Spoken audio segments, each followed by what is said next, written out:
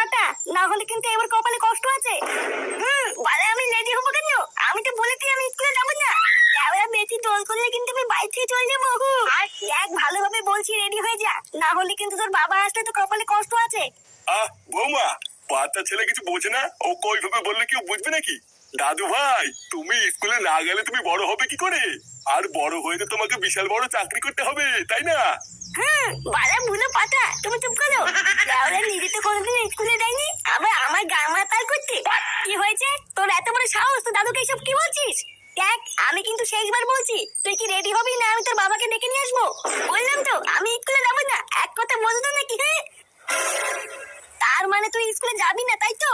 না না না, আমি বললাম তো আমি স্কুলে যাবো না।